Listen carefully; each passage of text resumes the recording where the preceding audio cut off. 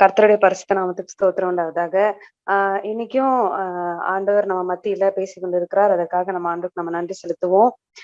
இன்னைக்கு நான் இந்த டாபிக்க வந்து எனக்காக ஆண்டவர் எனக்கு கொடுத்த மாதிரி இருந்துச்சு. நான் ரொம்ப நாளைக்கு முன்னாடி இந்த டாபிக்க எனக்காக எடுத்து என்கிட்ட ஆண்டவர் பேசின சில காரியங்கள நம்ம எல்லாருக்கும் பகிர்ந்து கொள்ளணும், எல்லார் கூடயும் பகிர்ந்து கொள்ளணும் அப்படின்னு சொல்லி நான் விசுவாசிக்கிறேன். என்ன அப்படின்னா, அன்லைக்லி செலக்ஷன் அப்படின்னா பொருந்தாத தேர்ந்தெடுப்பு அப்படின்னா, இந்த ஒரு குவாலிட்டி என்கிட்ட இருந்ததே இல்ல. இப்படி ஒரு கிரைட்டீரியா இருந்ததே இல்ல. ஆனா இந்த போஸ்டிங்க்கு என்ன செலக்ட் பண்ணியிருக்காங்க. அப்படின்னு சொல்லி நம்ம யோசிப்போம் இல்லையா? அந்த மாதிரி தான் ஆண்டவர் என்ன வந்து ஒரு மிஷனரியா தெரிந்தெடுத்தார். அவர் பிள்ளையா என்ன தெரிந்தெடுத்தார் அப்படின்னு சொல்லி, நான் வந்து ஒரு சின்ன ஸ்டடி வந்து பண்ணியிருந்தேன். ஆண்டவர் அப்படி எனக்கு நிறைய காரியங்கள கத்துக் குடுத்தார். இன்னைக்கும் நம்ம எல்லாருக்கும் சேர்ந்து அவர் சில காரியங்கள கத்துக் குடுப்பாருன்னு சொல்லி விசுவாசிக்கிறேன். நம்ம எல்லாம் கண்களை மூடி ஒரு சின்ன ஜெபம் பண்ணுவோம். எங்களை நேசிக்கிறாமே பரலோக தகப்பனே, ஆண்டவரே இந்த நல்ல நேரத்துக்கு கொடுத்த தயவுக்காக உங்களுக்கு நாங்க நன்றி செலுத்துக்கிறோம் அப்பா. அப்பா நீங்க கர்த்தாவே தகுதி இல்லாத எங்களை நீங்க தேர்ந்தெடுத்திருக்கிறீங்க. அப்பா நீர் எங்களை தகுதிப்படுத்துங்க. என்னை ஒரு விஷயம் தகுதிப்படுத்துங்க. உடைய வார்த்தையை ஆண்டவரே பகிர்ந்து கொள்ள நீங்க உதவி செய்யுங்க. உடைய ஆவினால நிரப்புங்க. இயேசு மூலமே ஜெபிக்கிறோம் நல்ல பிதாவே. ஆமென். இந்த நேரத்திலும் நம்ம யாரோட லைஃபோட நம்மளுடைய லைஃப் நம்ம ஒப்பிட்டு பார்க்க போகிறோம் அப்படின்னா, கிதியோன் நம்மளுக்கு நிறைய பேருக்கு தெரியும். கிதியோனோட வாழ்க்கை எப்படி இருந்துச்சு, அவருடைய கதை என்ன அதெல்லாம் நம்மளுக்கு தெரியும். ஆனா இன்னைக்கு கொஞ்சம் நம்ம அவரோட லைஃபோட நம்மளோட லைஃப் இன்னொரு தடவை நம்ம கொஞ்சம் ஆழமா ஒப்பிட்டு பார்க்கலாம் அப்படின்னு சொல்லி நான் யோசிக்கிறேன். நான் இதை 3 செக்ஷனா பிரிச்சிருக்கிறேன். எப்படி அப்படின்னா, ஒரு அன்லைக்லி லீடர், அவருக்கு கீழே ஒரு அன்லைக்லி சோல்ஜர்ஸ், அவங்க யூஸ் பண்ண அன்லைக்லி வெப்பன்ஸ் அப்படின்னு சொல்லி நான் அதை வந்து பிரிச்சிருக்கிறேன். ஆஹ் முதலாவது என்ன அப்படின்னா, ஃபர்ஸ்ட் நம்ம கிடியனோட லைஃப நம்ம பார்க்கலாம். நான் என்ன போட்டிருக்கேன் அப்படின்னா, worldly view of a leader அப்படின்னு சொல்லி போட்டிருக்கேன். ஏன் அப்படின்னா, என்ன வச்சு நான் சொல்றேன், ஒரு லீடர் அப்படின்னா எப்படி இருக்கணும் அப்படின்னா, சில டைம் அது சில்லியா இருக்கலாம். ஆனா ஒரு லீடர்னா என்ன பொறுத்த வரைக்கும் அவங்க ஒரு வாலண்டியர் பண்றவங்களா இருக்கணும். ஏதாவது ஒரு வேலை கொடுக்கப்பட்டுச்சு அப்படின்னா உடனே அதை போய் செய்யறவங்களா இருக்கணும். அண்ட் வந்து லீடர்ஷிப் பத்தி ஓரளவுக்கு உங்களுக்கு நாலேஜ் இருக்கணும். அண்ட் வந்து இது இது இன்னும் கொஞ்சம் காமெடியா இருக்கலாம். அவங்க பர்சனாலிட்டியை பார்க்கும்போது அவங்க ஹைட் அண்ட் வெயிட்டா இருக்கணும். கொஞ்சம் பிராடா ஃபிட்டா இருக்கணும். எல்லாத்தையும் செய்யறதுக்கு அவங்க போல்டா இருக்கணும். அப்படின்லாம் சொல்லி லீடர் அப்படின்ற ஒருத்தருக்கு வந்து நான் ஒரு கிரைட்டீரியா வச்சிருப்பேன். சோ ஒரு லீடர் அப்படின்னா அவங்க இப்படிலாம் இருக்கணும். நம்மளுக்கும் நிறைய தாட்ஸ் இருக்கும். அந்த ப்ரீ கன்சீவ் மைண்ட் எல்லாம் இருக்கும். ஆனா கிடியன் வந்து நம்ம அவருடைய லைஃப் நம்ம பார்த்தோம் அப்படின்னா, நம்ம ஜட்ஜஸ் சாப்டர் 6 நியாயாதிபதிகள் 6வது அதிகாரத்தை நம்ம திருப்பி வச்சுக்கலாம். மோஸ்ட்லி நம்ம 6, 7, 8 இது 3த்துல தான் நம்ம வந்து டிராவல் பண்ணுவோம். சோ நான் நியாயாதிபதிகள் 6வது அதிகாரம் எடுத்தோம் அப்படின்னா, முதலாவது நம்ம பாக்குறோம் அப்படின்னா, நியாயாதிபதிகள் 6வது அதிகாரம் 11வது வசனம் அதுல பார்த்தோம் அப்படின்னா, மீதியானியர்களுக்கு பயந்து அவர் வந்து ஒரு வைன் பிரஸ்ல போய் அவர் வந்து கோதுமையை வந்து ஆஹ் இது பண்றாரு. சோ நம்ம அதை வாசிக்கலாம். அதற்கு பின்பு கர்த்தருடைய தூதனானவர் வந்து அபியேஸ்ரியனான யோவாசின் ஊரானாகிய ஒப்ராவில் இருக்கும் ஒரு கர்வாலி மரத்தின் கீழ் உட்கார்ந்தார். அப்பொழுது அவனுடைய குமாரன் கிதியோன் கோதுமையை மீதியானியரின் கைக்கு தப்புவிக்கிறதற்காக ஆலைக்கு சமீபமாய் அதை போரடித்தான் அப்படின்னு இருக்கு. சோ அவங்களுக்கு பயந்தபடியினால அவர் ஒரு வைன் பிரஸ், ஏன்னா நான் இந்த பிக்சர் ஏன் போட்டிருந்தேன்னா, எனக்குமே வந்து வைன் பிரஸ்ல போய் அடிக்கிறதுக்கும் இதுக்கும் என்ன வித்தியாசம் இருக்கு அப்படின்னு சொல்லிட்டு, சரி வைன் பிரஸ் எப்படி இருக்கும் அப்படின்னு சொல்லி நெட்ல நான் போட்டு பார்த்தப்போ, இது வந்து ஒரு நல்ல பள்ள மாதிரி இருக்கு. சோ அவங்க வந்தாலுமே இவர் இருக்கிற மாதிரி அதுல தெரியுமான்னு எனக்கு தெரியல. சீக்கிரமா அந்த கோதுமையை வந்து அவரு சேஃப்டி பண்ணி வைக்கிறதுக்கு அது யூஸ்ஃபுல்லா இருக்கும்.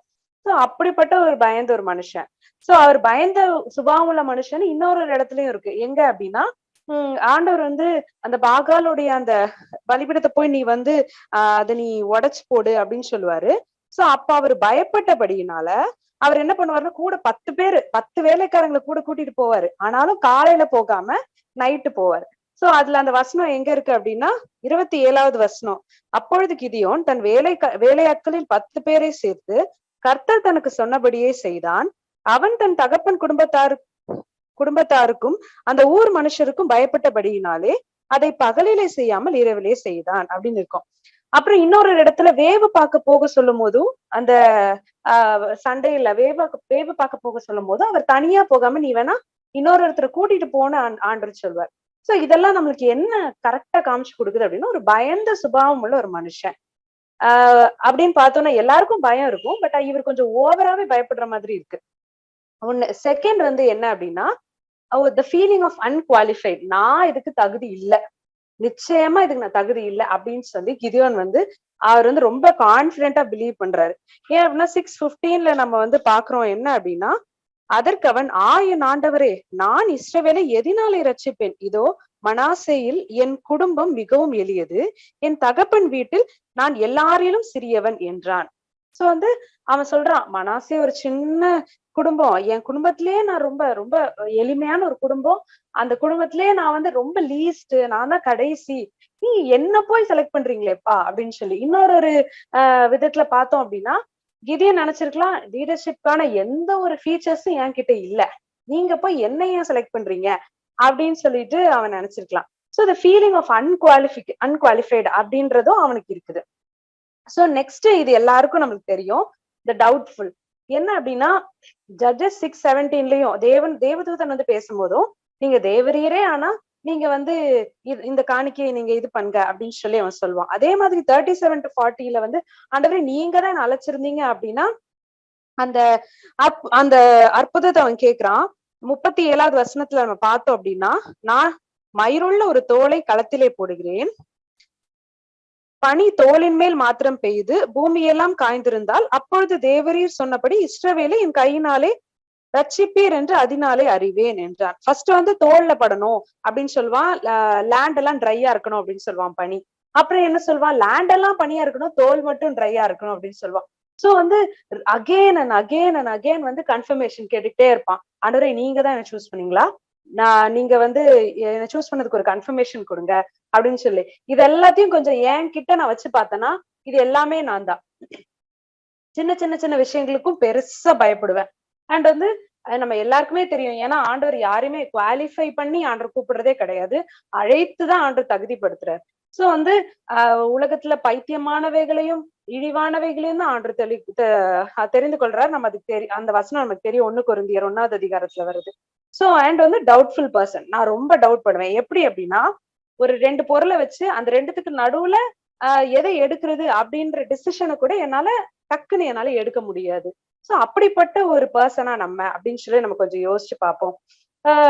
ஆண்டவரே, இல்ல ஆண்டவர் நம்மள வந்து ஊழியத்துக்கு அழைத்திருக்கிறார், இல்ல ஏதோ ஒரு காரியத்தை பண்றதுக்கு நம்மள புஷ் பண்ணிட்டே இருக்கிறாரு, இன்னும் ஹார்டரா. ஆனா இன்னும் ஒரு கன்ஃபர்மேஷன் கொடுங்க ஆண்டவரே, இந்த வசனத்துல என்கிட்ட பேசிருங்க, இந்த நபர்கிட்ட என்கிட்ட பேசிருங்க அப்படின்னு சொல்லி நம்ம இன்னும் கன்ஃபர்மேஷன் கேட்டுக்கொண்டு இருக்கிறோமா, நம்ம அதை யோசிப்போம். அப்படி அப்படின்னா அந்த செலக்டான அன்லைக்லி லீடர் நம்ம தான். ஆண்டவர் நம்மள ஆல்ரெடி தெரிந்தெடுத்து வச்சுட்டாரு, அதை நம்ம பிலீவ் பண்ணிட்டே இருக்கணும். சோ இதை மைண்ட்ல வச்சுக்குவோம்.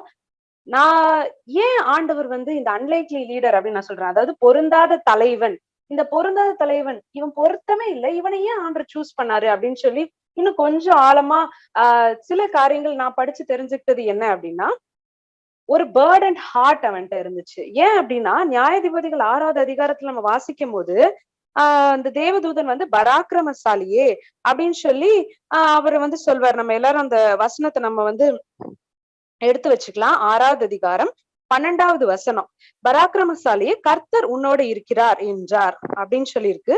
உடனே அவன் கிதியோன் அவரை நோக்கி, என் ஆண்டவனே, கர்த்தர் எங்களோடு இருந்தால் இவையெல்லாம் எங்களுக்கு நேரிடுவானேன், கர்த்தர் எங்களை எகிப்திலிருந்து கொண்டு வரவில்லையா என்று எங்கள் பிதாக்கள் எங்களுக்கு விவரித்து சொன்ன அவருடைய அற்புதங்கள் எல்லாம் எங்கே, இப்பொழுது கர்த்தர் எங்களை கைவிட்டு மீதியானர் கையில் எங்களை ஒப்பு கொடுத்தாரே என்றார்.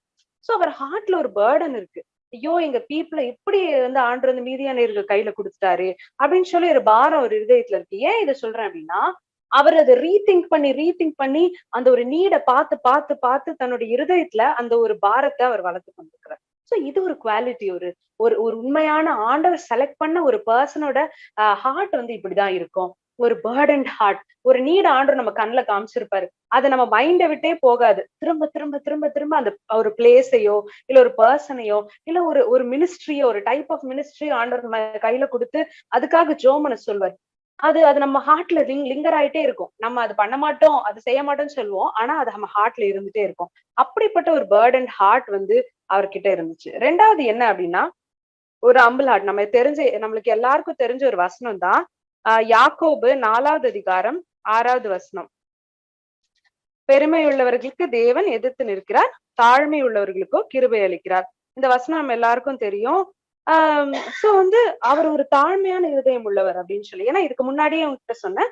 அவர் சொன்னாரு மனாசேல ஒரு சின்ன ஒரு எளிமையான ஒரு ஃபேமிலி கடவுளே, அவங்க எல்லாத்துலயும் நான் லீஸ்ட் அப்படின்னு சொல்லி ஒரு செல்ஃப் அக்செப்டன்ஸ் அவர்கிட்ட இருக்கு. ஆண்டவரே நான் இப்படிதான், என் நிலைமை இதுதான் அப்படின்னு சொல்லி தன்னை ஒப்புவிக்கிறாரு. ஒருவேளை வந்து நீ வந்து போகணும், மீதியானியர் கையில இருந்து இஸ்ரவேல நான் வந்து ரட்சிக்க போறேன் உன் கையால அப்படின்னு சொன்னா தனக்குள்ள ஒரு பெருமை வந்துடல. நம்ம ரட்சிக்க போறோம்ப்பா அப்படின்ற ஒரு மைண்ட் செட் அவருக்கு இல்ல.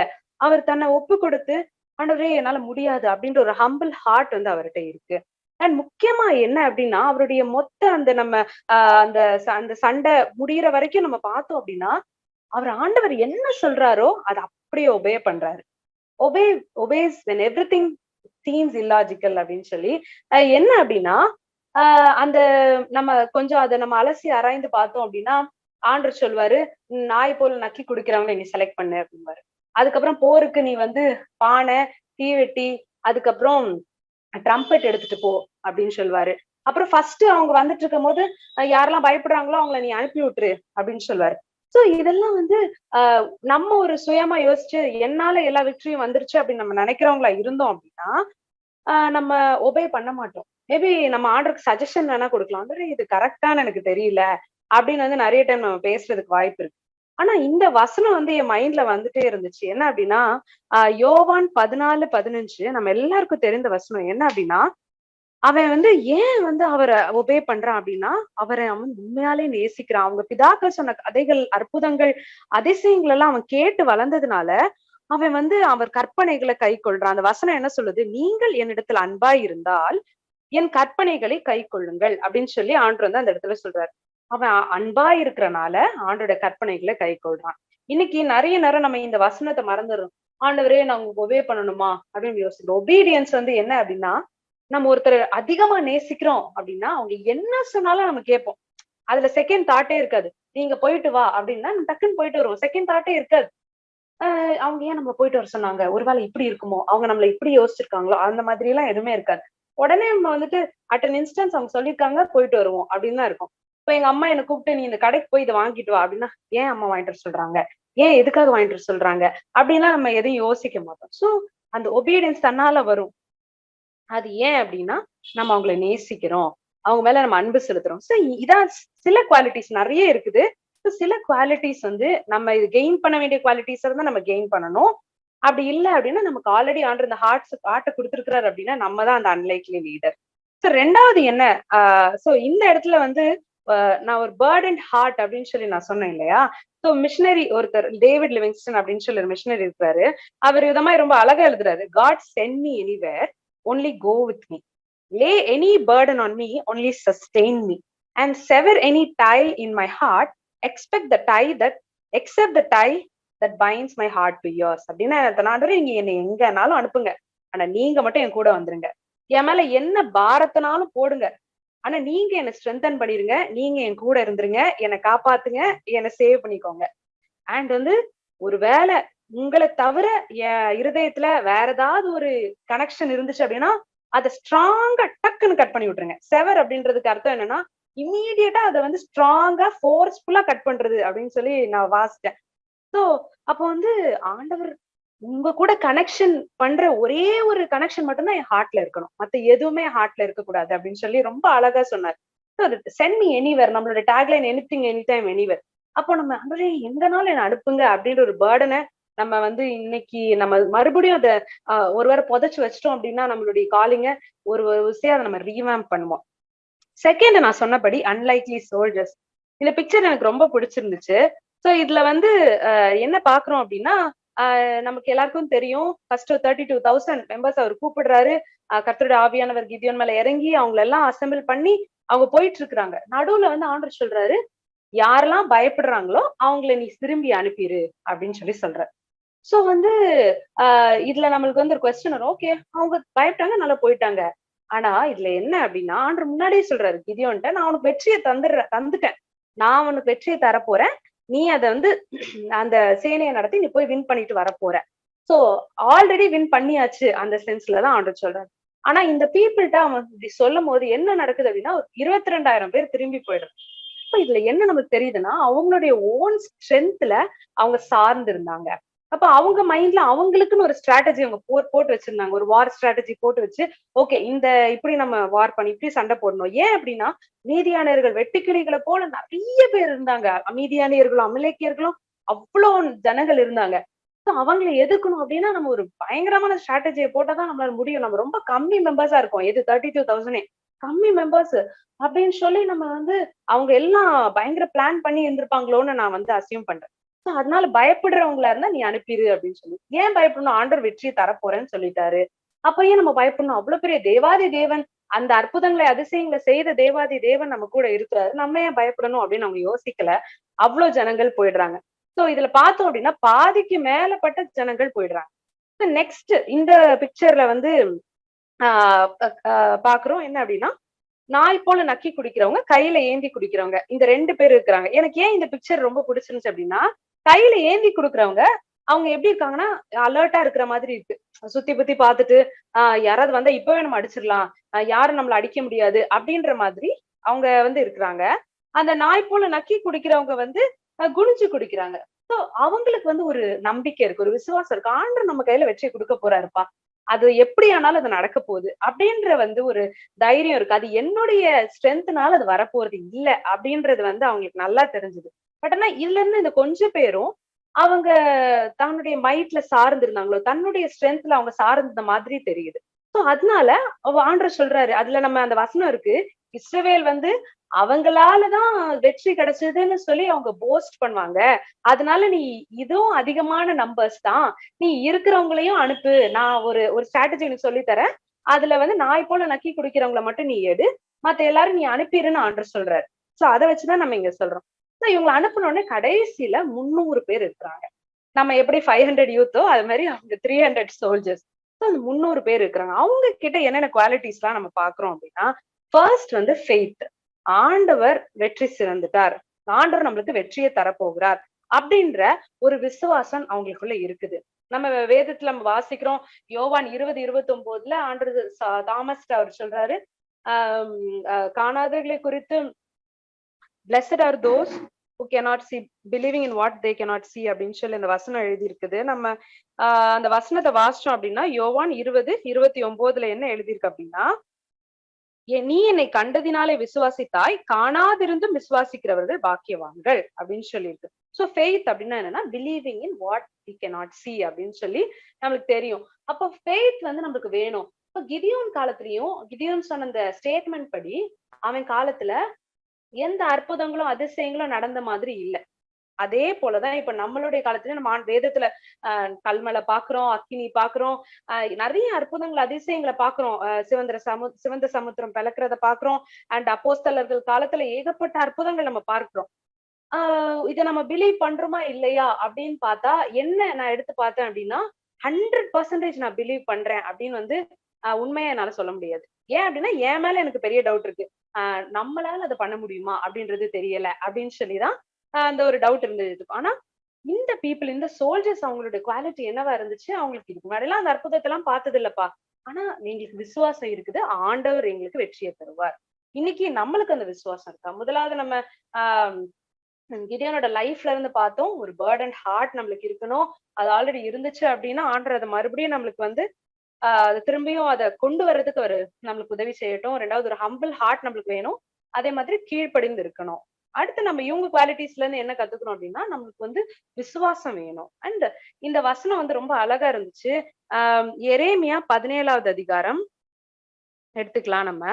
எரேமியா 17வது அதிகாரம் 5, 7 இந்த 2 வசனமும் நம்ம வாசிக்கலாம். என்ன அப்படின்னா, இவங்க வந்து அவங்களுடைய ஓன் ஸ்ட்ரென்த்ல வந்து அவங்க பிலீவ் பண்ணல. இதை எப்படி சொல்றேன் அப்படின்னா, அந்த வசனம் அழகா வரும். தின்பண்டங்களையும் கிளே ஜார்ஸ், அதுக்கப்புறம் நீ ட்ரம்பெட்டு, அப்புறம் அந்த டார்ச் இதை மட்டும் எடுத்துட்டு போ அப்படின்னு சொல்லி ஒரு சோல்ஜர்ட்ட போய் நம்ம சொன்னோம் அப்படின்னா அவங்களோட ரியாக்ஷன் எப்படி இருக்கும்? ஏப்பா உனக்கு வந்து இந்த வார் எல்லாம் பழக்கமே இல்ல. நம்ம லீடர்கிட்ட வந்து மேபி இந்த சோல்ஜர் சஜஷன் கொடுக்கலாம். வார்ல பழக்கம் இல்ல. அதனால நாங்க சொல்றதை நீ இசை அப்படின்னு அவங்க நான் சொல்லிருக்கலாம். ஆனா அவங்க அப்படி சொல்லல. ஆண்டவர் நமக்கு வெற்றி தருவார். அவங்க உடனே அந்த வெப்பனை வந்து அவங்க எடுத்துட்டு போறாங்க. சோ 17:5 என்ன இருக்கு அப்படின்னா, மனுஷன் மேல் நம்பிக்கை வைத்து மாம்சமானதை தன் புயபலமாக்கி கொண்டு கர்த்தரை விட்டு விலகுகிற இருதயமுள்ள மனுஷன் சபிக்கப்பட்டவன் அப்படின்னு இருக்கு. சோ அவனுடைய சொந்த ஸ்ட்ரென்த் நம்பி இருக்கிற மனுஷன் வந்து சபிக்கப்பட்டவனா. அதே மாதிரி 7ல இருக்கு, கர்த்தர் மேல் நம்பிக்கை வைத்து கர்த்தரை தன் நம்பிக்கையாக கொண்டிருக்கிற மனுஷன் பாக்கியவான். இன்னைக்கு நம்ம எத்தனை பேரு நம்ம என்ன மாதிரி நம்ம மைட்ட யோசிச்சுட்டு என்னால முடியாது, என்னால செய்ய முடியாது, இவ்வளவு பெரிய பர்பஸ் எனக்கு முன்னாடி வச்சு அதை எப்படி நீங்க செய்யுன்னு சொல்றீங்க, ஒருவேளை வேற ஒருத்தவங்க செய்வாங்க, நான் அதோட பார்ட்டா தான் இருப்பேன் அப்படின்னு சொல்லி எத்தனை பேர் நம்ம யோசித்து கொண்டு இருக்கிறோம் அப்படின்னு சொல்லி எனக்கு தெரியல. இந்த இடத்துல ஒரு சின்ன சாட்சியை நான் பகிர்ந்து கொள்ளணும்னு நினைக்கிறேன். என்ன அப்படின்னா, உங்க எல்லாத்துக்கும் தெரியும், இப்ப நான் ராமகிரியில அந்த கிளினிக்ல வந்து ஒர்க் பண்ணிட்டு இருந்தேன். இப்ப ஒர்க் பண்ணிட்டு இருக்கிறேன். என்ன அப்படின்னா, நான் கமிட் பண்ணும்போது ஒரு நான் ஒரு 11th ஸ்டாண்டர்ட் தான் நான் படிச்சுட்டு இருந்தேன். அப்ப கமிட் பண்ணும்போது ஆண்டவர்ட்ட சொன்னேன், ஆண்டவரே யாரும் அந்த இடத்துக்கு போலன்னா நான் போறேன் அப்படின்னு சொல்லிட்டு இருந்தேன். அப்ப 12th நான் சரியா படிக்கல. எனக்கு கொஞ்சம் சிக்னஸ் இருந்துச்சு. அதனால என்னால நல்லா ஸ்கோர் பண்ண முடியல. எல்லார் மாதிரியும் ஒரு மிஷனரி டாக்டரா நான் கமிட் பண்ணியிருந்தேன். ஆனா என்னால மிஷனரி டாக்டர் ஆக முடியல. இப்ப எங்க வீட்டுக்கு ஒரு அங்கிள் வராங்க. வந்து இது மாதிரி நீ பிஎஸ்சி நர்சிங் படிக்கிறியான்னு கேட்டாங்க. அதுக்கப்புறம் தான் அப்படி ஒரு கோர்ஸ் இருக்குன்னே எனக்கு தெரியும். அப்போ நான் பிஎஸ்சி நர்சிங் எடுத்து நான் படிக்கிறேன். படிக்கும் போதெல்லாம் எனக்குள்ள ஒரு எண்ணம் என்னன்னா, நம்ம நல்லா படிக்கல. அதனாலதான் நம்ம டாக்டர் ஆகல. நம்ம நர்ஸ் ஆயிட்டோம்.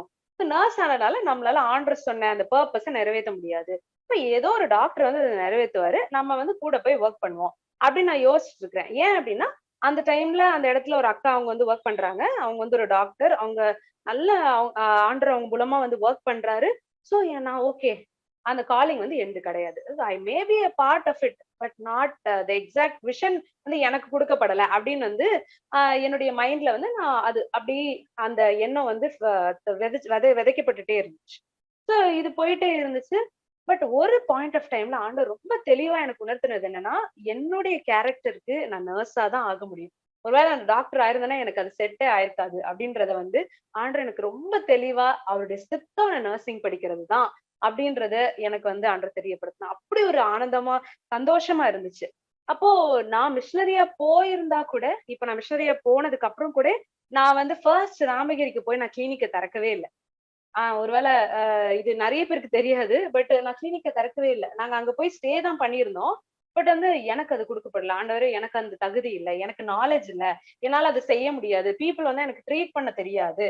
அப்படின்னு சொல்லி நான் வந்து கிளினிக்கே திறக்கல. பட் ஆண்டவரா ஒரு கேர்ள சென்ட் பண்ணி, ஆண்டவரா அந்த பொண்ண வந்து என்ன வந்து ட்ரீட் பண்ண வச்சு, ஆண்டவரா அந்த பொண்ணுக்கு சுகத்தையும் குடுத்து, அந்த பொண்ணு வந்து நான் ட்ரீட் பண்ணனால தான் சுகம் கிடைச்சது அப்படின்னு சொல்லி எல்லாரும் நம்புறாங்க. சோ நான் மருந்து மாத்திரை குடுத்தேன். செய்ய வேண்டிய காரியங்கள செஞ்சேன். ஆனா நான் குடுத்ததுனாலதான் சுகம் கிடைச்சது அப்படின்னு வந்து கிடையவே கிடையாது. அது ஆண்டவருடைய அற்புதம். இதுல இருந்து ஆண்டவர் எனக்கு என்ன சொன்னாரு அப்படின்னா, நான் உன்னை அனுப்புறேன். இந்த வசனத்துல நம்ம கிதியோன்ல சொன்னது போல, உன்னை அனுப்புகிறவர் நான் அல்லவா. சோ அந்த வேர்ட நம்ம என்னைக்கும் ஞாபகம் வச்சுக்கணும். ஆண்டவர் ஒருவேளை நம்மளுக்கு ஒரு பெரிய காலிங், ஒரு பர்ப்பஸ் நம்மளுக்கு குடுத்திருக்கிறார். நம்மளுக்கு மெசேஜ் குடுக்கும்போது ஒவ்வொரு டைமும் வந்துட்டு அங்கிளும் சரி எல்லாரும் சொல்லுவாங்க 500 யூத் அப்படின்னா 500 டிஃப்ரெண்ட் மினிஸ்ட்ரிஸ் அப்படி. அப்போ ஒவ்வொரு பர்சனுக்கும் ஒவ்வொரு விசேஷித்த ஊழியம் ஆண்டவர் வந்து குடுக்குறாரு. அப்போ அது இட்ஸ் நாட் சோ சிம்பிள் இல்லையா? ஒரு பிக்கஸ்ட் மினிஸ்ட்ரி ஆண்டவர் குடுக்குறாரு அப்படின்னா அதுக்கு நம்மள தயார்படுத்துவார். சோ நம்ம அதுக்கு ஒப்பு கொடுக்கணும். அண்ட் அவரு என்ன அனுப்புறாருன்றத நம்ம உணர்ந்து கொள்ளணும். சோ நெக்ஸ்ட் என்ன அப்படின்னா, doing exactly what the leader set. என்ன அப்படின்னா, அந்த சோல்ஜர்ஸ் வந்து என்ன பண்றாங்க அப்படின்னா, எங்களாலதான் இந்த வெற்றி கிடைச்சது அப்படின்னு சொல்லி இல்லாம, அவங்க லீடர் சொல்றத அப்படியே கேக்குறாங்க. 100 பேரா நீங்க இங்க போய் நில்லுங்க.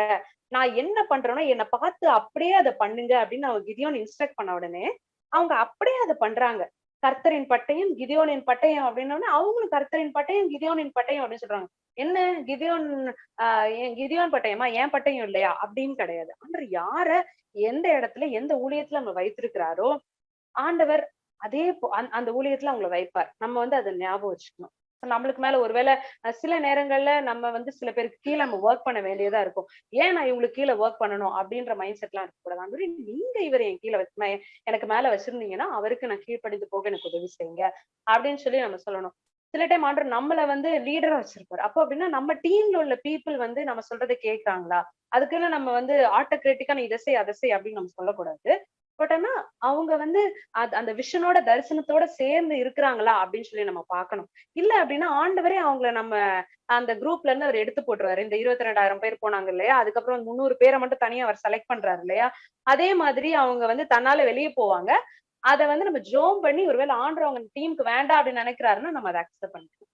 சோ இந்த சோல்ஜரோட குவாலிட்டி என்னன்னா doing exactly what the leader set. இன்னைக்கு நம்மளோட லீடர் யாரு? ஆண்டவர்.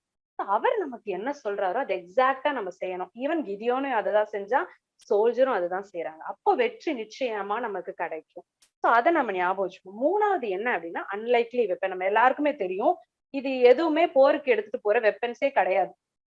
இன்னொரு நாட்டு ஜனங்களை அழிக்கிறதுக்கு இந்த வெப்பன்ஸ் எடுத்துட்டு போனா வந்துட்டு யாராவது பார்த்து சிரிப்பாங்க. என்னடா இவன் இந்த எடுத்துட்டு போறான், ஒரு வாள் கூட அவன் கையில இல்ல, ஷீல்டு இல்ல, அவன் இவனை திருப்பி அடிச்சானா இவனை என்ன பண்ணுவாங்க அப்படின்னு சொல்லி யோசிக்கலாம். பட் ஆனா ஆண்டவர் சொல்றாரு, அதனால இவங்க இதை எடுத்துட்டு போறாங்க. அப்போ கிதியோன் அழகா சொல்றான், கர்த்தரின் படையும் கிதியோனின் படையும் ஆண்டவர் தான் அடிப்பாரு. நான் சும்மா இருந்து நான் என்ன பண்ணணுமோ அதை பண்ணணும். பட் நான் ப்ரிப்பேர்டா ரெடியா இருக்கணும். சோ கிதியோன் வந்து ஆண்டவர் என்ன சொல்றாரு அதெல்லாம் செஞ்சுட்டு போய் போர்க்களத்துல நிக்கிறாரு. ஆண்டவர் அங்க சண்டை போட்டு வெற்றியை கொடுக்குறாரு. அதுல நம்ம பாக்குறோம், பாளையத்தை சுற்றி அவங்க நிக்கிறாங்க. அவ்வளவுதான் அவங்க பண்ணது. அவங்க போயோ அந்த பீப்புள் கூட அவங்க சண்டை எல்லாம் போடல. கிதியோனும் கிதியோனோட அந்த 300 பேரும் போய் சண்டை எல்லாம் போடல. அவங்க சுத்திதான் நிக்கிறாங்க. ஆண்டவர் அவங்களுக்கு வெற்றியை கொடுக்குறாரு. சோ அதே போல நம்ம என்ன பண்ணணும், நம்மளுக்குள்ள வெப்பன் என்னது அப்படின்னு சொல்லி நம்ம பாக்குறோம் அப்படின்னா, நம்ம எல்லாம் திருப்பிக்கலாம். எபேசியர் 6வது அதிகாரம். எபேசியர் 6வது அதிகாரம் நம்ம எல்லாருக்கும் தெரிந்த இந்த வசனம். அடிக்கடி நம்மளுக்கு வந்து டீச் பண்ற வசனம் என்ன அப்படின்னா, ஆர்மர் ஆஃப் காட், தேவனுடைய சர்வாயுத வர்க்கம். அதை வந்து நம்ம தரித்து கொள்ளணும். நம்ம இப்ப பாக்குறோம் அப்படின்னா 10வது வசனத்துல இருந்து நம்ம பார்த்தோம் அப்படின்னா, கடைசியாக என் சகோதரரே கர்த்தரிலும் அவருடைய சத்துவத்தின் வல்லமையிலும் பலப்படுங்கள் அப்படின்னு சொல்லியிருக்கு. சோ அவருடைய வல்லமையில நம்ம பலப்படணுமா? நீங்கள் பிசாசின் தந்திரங்களோடு எதிர்த்து நிற்க திராணி உள்ளவர்களாகும்படி தேவனுடைய சர்வாயுத வர்க்கத்தையும் தரித்து கொள்ளுங்கள் அப்படின்னு இருக்கு. சோ நம்ம ஆண்டவரை போல, கிதியோனை போல ஒரு ஸ்பெஷல் பர்பஸ்க்காக நம்ம அழைக்கப்பட்டிருக்கிறோம் ஆண்டவரால. சோ அப்போ நம்ம வந்து என்ன பண்ணணும், நம்மளை காத்துக்கிறதுக்கு நம்ம என்ன செய்யணும், நம்மளுடைய வெப்பன் என்னது அப்படின்னு சொல்லி நம்ம பார்க்கலாம். என்ன அப்படின்னா நம்மளுடைய எதிரி வந்து ஒரு மனுஷன் கிடையாது. மேபி பிசாசு அந்த மனுஷன் மூலமா ஒர்க் பண்ணலாம். ஆனா நம்மளுடைய டைரக்ட் எதிரி இன்னொரு மனுஷன் கிடையாது. அதான் இந்த வசனத்துல அழகா இருக்குது. ஏனெனில் மாம்சத்தோடும் இரத்தத்தோடும் அல்ல, துரைத்தனங்களோடும் அதிகாரங்களோடும் இப்பிரபஞ்சத்தின் அந்தகார லோகாதிபதிகளோடும் வான மண்டலங்களில் உள்ள பொல்லாத ஆவிகளின் சேனைகளோடும் நமக்கு போராட்டம் உண்டு அப்படின்னு சொல்லி இந்த வசனத்துல இருக்கு. அப்ப என்னென்ன சர்வாயுத வர்க்கத்தெல்லாம் நம்ம தரித்து கொள்ளணும் அப்படின்னு சொல்லி இந்த வசனத்துல இருக்கு அப்படின்னு சொல்லி நம்ம பார்த்தோம் அப்படின்னா, ஃபர்ஸ்ட் என்ன இருக்கு, சத்தியம் என்னும் கச்சை உங்கள் அறையிலே கட்டினவர்களாயும், நீதி என்னும் மார்க்க கவசத்தை தரித்தவர்களாயும், சமாதானத்தின் சுவிசேஷத்திற்குரிய ஆயத்தம் என்னும் பாதரட்சையை கால்களில் தொடுத்தவர்களாயும், பொல்லாங்கன் எய்யும் அக்கினி ஆஸ்திரங்களை எல்லாம் அவித்து போடத்தக்கதாய் எல்லாவற்றிற்கும் மேலாக விசுவாசம் என்னும் கேடகத்தை பிடித்து கொண்டவர்களாயும் நில்லுங்கள். ரச்சன்யம் என்னும் தலைச்சீராவையும் தேவ வசனமாகிய ஆவியின் பட்டயத்தையும் எடுத்துக்கொள்ளுங்கள். எந்த சமயத்திலும் சகலவிதமான வேண்டுதலோடும் விண்ணப்பத்தோடும் ஆவியினாலே ஜெபம் பண்ணி அதன் பொருட்டு மிகுந்த மன உறுதியோடும் சகல பரிசுத்தவான்களுக்காகவும் பண்ணும் வேண்டுதலோடும் விழித்து கொண்டிருங்கள் அப்படின்னு சொல்லியிருக்கு. சோ என்ன இருக்கு அப்படின்னா ஒவ்வொன்னா நம்ம பார்ப்போம். ஃபர்ஸ்ட் வந்து என்ன அதுல எழுதியிருக்கு அப்படின்னா வந்து சத்தியம் என்னும் கச்சை, பெல்ட் ஆஃப் ட்ரூத் அப்படின்னு சொல்லி. சோ சத்தியம் யாரு? நம்ம எல்லாருக்கும் தெரியும். இயேசு சொல்றாரு, நானே வழியும் சத்தியமும் ஜீவனுமா இருக்கிறேன் அப்படின்னு சொல்றாரு. அப்போ இன்னொரு இடத்துலயும் சொல்றாரு, சத்தியத்தை அறிவீர்கள், சத்தியம் உங்களை விடுதலையாக்கும். அப்ப நீதான் எங்களுக்கு அதை கத்துக் கொடுக்க போறியா? நீதான் அதுவா? நீ எப்படி அதை கத்துக் கொடுக்க போற அப்படின்னு சொல்லி ஆண்டவர்கிட்ட கேள்வி கேட்கிறாங்க. அப்ப அந்த சத்தியம் யாரு? இயேசு கிறிஸ்து. அவரை நம்ம எப்படி அறிய முடியும் அப்படின்னா, அனுதினமும் வேதத்தை வாசிச்சு ஜெபித்து அவரை பத்தி இன்னும் அதிகமா தெரிந்து கொள்ளணும் அப்படின்னு சொல்லி நம்ம உள்ளத்தின் ஆழத்துல இருந்து யோசிக்கும் போது அவரை நம்ம அறிய முடியும். சோ அந்த உண்மையை, அந்த சத்தியத்தை நம்ம அறியணும். தினமும் ஆண்டவரை நம்ம அறிந்து கொள்ளணும். ஒருவேளை நம்ம பெல்ட் போடல அப்படின்னா நம்ம வந்து நம்மளுடைய ட்ரெஸ் வந்து அது வந்து ஃபிட்டா இருக்காது. சோ ஆண்டவரை நம்ம அறிந்து கொள்ளணும். சோ அதுதான் பெல்ட் ஆஃப் ட்ரூத். ட்ரூத் யார் அப்படின்னா இயேசு கிறிஸ்து. இப்ப ரெண்டாவது என்ன இருக்கு அப்படின்னா வந்து ஆயத்தம் என்னும் நீதி என்னும் மார்க்கவசம். நம்ம எல்லாருக்கும் தெரியும் நம்மளுடைய நீதி யாரு? அவர்தான். 1 கொரிந்தியர் 1வது அதிகாரம் 31வது வசனத்துல வந்து எழுதி இருக்குது. அந்த அதிகாரம் வந்து நமக்கு தெரியும் அது எப்படி வருது அப்படின்னா, ஆண்டவர் வந்து ஞானிகளை வெட்கப்படுத்தும்படி பைத்தியமானவைகளை தெரிந்து கொள்ளுகிறாரு. அதுக்கப்புறம் உள்ளவைகளை அவமாக்கும்படி இழிவானவைகளை தெரிந்து கொள்கிறாரு. அதனால கடைசியில மாம்சமான எவனும் தேவனுக்கு முன்பாக பெருமை பாராட்டக்கூடாது. நம்ம எல்லாரும் அன்குவாலிஃபைட். ஆனா ஆண்டவர் நம்மள சூஸ் பண்ணியிருக்கிறாரு. அந்தபடி நீங்கள் அவராலே கிறிஸ்து இயேசுக்குட்பட்டு இருக்கிறீர்கள். எழுதியிருக்கிறபடி மேன்மை பாராட்டுகிறவர்கள் கர்த்தரை குறித்தே மேன்மை பாராட்டத்தக்கதாக அவரே தேவனால் நமக்கு ஞானமும் நீதியும் பரிசுத்தமும் மீட்புமானார். சோ அவர்தான் நம்மளுடைய ரைச்சியஸ்னஸ். அதே மாதிரி ரோமன் 8வது அதிகாரத்துல இருக்கு, அவரே நம்மளை நீதிமான்கள் ஆக்குறவரா இருக்கிறார். அப்போ நம்மளுடைய பிரஸ்ட் பிளேட் யாரு அப்படின்னா இயேசு கிறிஸ்து தான். ஒவ்வொரு நாளும் வந்து ஆண்டவரே நீங்க ஆண்டவரே என்ன வந்து நீங்க ரட்சித்திருக்கிறீங்க, நீங்க வந்து என்ன நீதிமான ஆக்கிட்டு இருக்கிறீங்க, உங்களுடைய ரத்தம் என்ன சுத்திகரித்து இருக்கிறது அப்படின்னு சொல்லி நம்ம ஒவ்வொரு நாளும் ஆண்டவர்கிட்ட நம்ம கன்ஃபஸ் பண்ணணும். ஏன் அப்படின்னா பிசாசு ஈஸியா நம்மள அக்யூஸ் பண்ணுவான். அவன் பேரு அக்யூசர். சோ வந்து ஈஸியா வந்து நம்மள அக்யூஸ் பண்ணுவான். சோ அப்ப நான் சொல்லுவேன் இயேசு கிறிஸ்து என்னோட நீதி, அவர் எனக்காக சிலுவையில மறுத்திருக்கிறார் அப்படின்னு சொல்லி நம்ம சொல்லணும். ஒருவேளை நம்ம பிரஸ்ட் பிளேட் போடல அப்படின்னா நம்மளுடைய நெஞ்சு வந்து ப்ரொடெக்ஷன் இல்லாம இருக்கும். சோ அதையும் நம்ம வந்துட்டு பாதுகாப்பா பார்த்துக்கொள்ளணும். அடுத்து என்ன இருக்கு அப்படின்னா ஆஹ் நெக்ஸ்ட் நம்ம எடுத்துக்கலாம். எபேசியர் 6வது அதிகாரத்துல நெக்ஸ்ட் என்ன இருக்கு? சமாதானத்தின் சுவிசேஷத்திற்குரிய ஆயத்தம் என்னும் பாதரட்சியை கால்களில் தொடுத்தவர்களாயும். So gospel of feet of peace, இல்லைன்னா gospel feet of feet of peace என்ன அப்படின்னா, இப்ப நம்ம ஆண்டோட சுவிசேஷத்தை நற்செய்தியை நம்ம அறிவிக்கணும். தமிழ்ல ரொம்ப அழகா இருக்கு, ஆயத்தம் என்னும் பாதரட்சை. சோ ஆயத்தம் என்னும் பாதரட்சைனா எந்த நேரமும் ரெடியா. சோ ஒரு ரெடினஸ் நமக்குள்ள இருக்கணும். இதுல வந்து எங்க அப்பா வந்து எனக்கு ஒரு பெரிய இன்ஸ்பிரேஷன் அப்படின்னு சொல்லலாம். ஏன் அப்படின்னா ஒவ்வொரு வருஷமும் வந்து ஒரு டிராக்ஸ தனியா அவர் அடிப்பாரு. அவருக்கு வந்து ஸ்ட்ரெயிட்டா போய் சுவிசேஷத்தை அறிவிக்கிறதுக்கு கொஞ்சம் பயம். அதே மாதிரி அதை எப்படி சொல்லணும்னு வந்து டக்குன்னு போய் சொல்ல முடியாது இல்லையா நிறைய இடங்கள்ல. சோ அதனால அவர் என்ன பண்ணுவார் அப்படின்னா சின்ன சின்ன கார்டு மாதிரி டிராக்ஸ் வந்து அடிச்சு அத வந்து எங்க போனாலும், மேபி ஒரு நாங்க ட்ரெஸ் எடுக்க போனாலும், எங்கேயாவது வண்டி பார்க் பண்ணியிருந்தாலும், சாப்பிட போனாலும், எல்லா இடத்துலயும் பாக்குற எல்லாருக்கும் வந்து அதை கொடுப்பாரு. கையில கொஞ்சம் டிப்ஸ் கொடுத்து அதையும் கொடுத்துட்டு வாசிங்க அப்படின்னு சொல்லுவார். சோ இந்த வருஷம் வந்து ஏன் வந்து எனக்கு ரொம்ப ஆச்சரியமா இருந்துச்சு அப்படின்னா கொஞ்சம் எஃபர்ட் எடுத்து அந்த டிராக்ஸ்ல வந்து ஏசு காவியத்தை வந்து போட்டு, அப்புறம் கொஞ்சம் ஹிந்தி டிராக்ஸ்ல வந்து ட்ரெயின் டைமிங்ஸ் எல்லாம் போட்டு, சோ அவங்க அதை தூக்கி போடக்கூடாது அப்படின்னு சொல்லி வந்து இதெல்லாம் வந்து அவர் கொஞ்சம் யோசிச்சு அதெல்லாம் செஞ்சார்.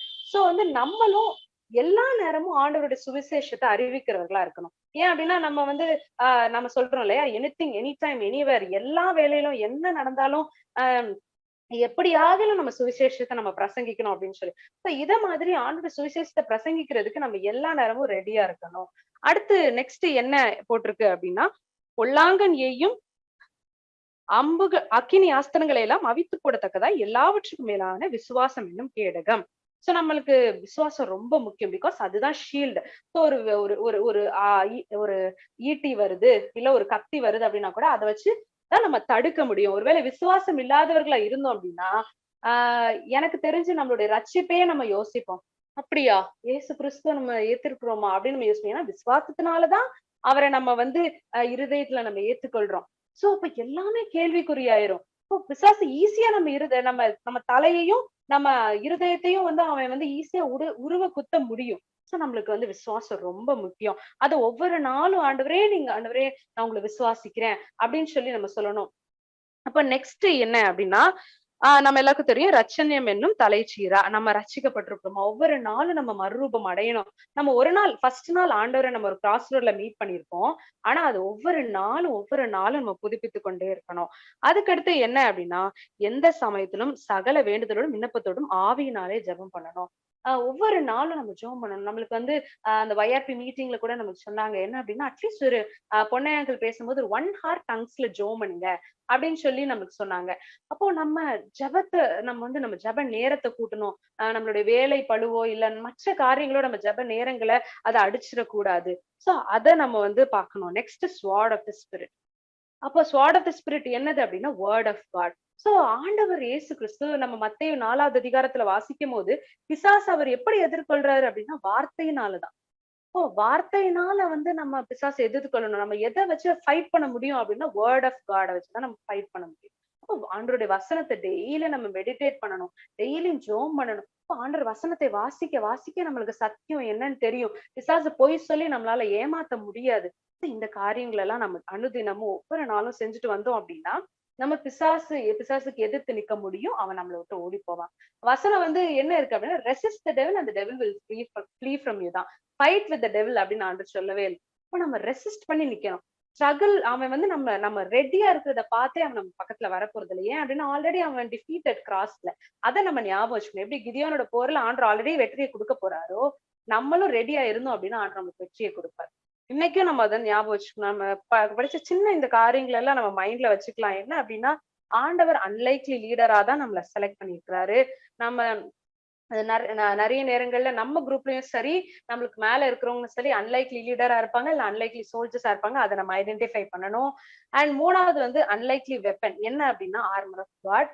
அதை எப்போ நம்ம தரித்து கொண்டவர்களா இருக்கணும். அத நம்ம மறக்க கூடாது. இன்னைக்கு ஆண்டவர் நம்மள சூஸ் பண்ணியிருக்கிறாரு. அத நம்ம மைண்ட்ல நினைச்சு ஒரு விசையா அந்த கன்ஃபர்மேஷனை நம்ம வந்து அந்த ப்ராமிஸையும் நம்ம திரும்பவும் ஆண்டவர்ட்ட, ஆண்டவரே நீங்க எனக்கு வந்து எனக்கு ஒரு விஷயம் நீங்க ஆணித்தனமா ஆண்டவரே நீங்க என்கிட்ட பேசுங்க அப்படின்னு சொல்லி நம்ம சொல்லுவோம். ஆண்டவரே நீங்க கிதியோன போல என்ன சூஸ் பண்ணிருக்கிறீங்க, உமக்கு நான் நன்றி செலுத்துக்கிறேன்.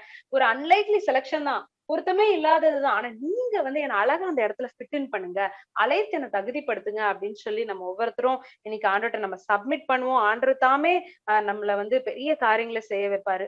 கொஞ்ச நேரம் நம்ம ஜெபம் பண்ணுவோம். ஆண்டவர் நம்ம மத்தியில அசைவாடி கொண்டிருக்கிறார். இயேசுவே இந்த நேரத்துல நம்முடைய கரத்துல எங்களை தாழ்த்தி ஒப்பு கொடுக்கிறோம் அப்பா. அப்ப நீங்க ஆண்டவரே பெரிய காரியங்களை செய்யுங்க. ஆண்டவரே நீங்க கர்த்தாவே அந்த சர்வாயுத வர்க்கத்தை தரித்து கொண்டு நிற்கிறதுக்கு எங்களுக்கு உதவி செய்யுங்க கர்த்தாவே. அப்பா உங்களுடைய வார்த்தையை கொண்டு நீங்க என்கிட்ட பேசுனீங்க. அப்பா ஒரு அன்குவாலிஃபைடு ஒரு தகுதி இல்லாத நபர் தான் ஆண்டவரே நாங்க. ஆனா நீங்க எங்களை அழைத்திருக்கிறீங்க. ஆண்டவரே நாங்க ஆண்டவரே விசுவாசத்தோட கர்த்தாவே நீ சொல்லுகிற காரியங்களை கேட்டு ஆண்டவரே ஒரு பாரமுள்ள இருதயம் உள்ளவர்களாய் ஒரு தாழ்மையான ஆண்டவரே ஒரு நேச்சர் எங்களுக்கு கொடுங்கப்பா. உடைய ஊழியத்தை செய்வதற்கு கர்த்தாவே நீர் எங்களை தகுதிப்படுத்துங்க. உடைய கரத்துல ஒப்பு கொடுத்து அர்ப்பணிக்கிறோம் ஆண்டவரே. நாங்க வல்னரபிளா ஆண்டவரே எந்த ஒரு காரியத்திலும் இறங்கி விடாதபடிக்கு ஆண்டவரே ஃபுல் ரெடியா கர்த்தாவே போர் செய்வதற்கு ஆண்டவரே நீர் எங்களை தகுதிப்படுத்துங்க. இந்த கரத்துல தாழ்த்தி ஒப்பு கொடுக்கிறோம். நீர் கொடுத்த வார்த்தைக்காக நன்றி. இயேசு மூலமே ஜெபிக்கிறோம் நல்ல பிதாவே. ஆமேன்.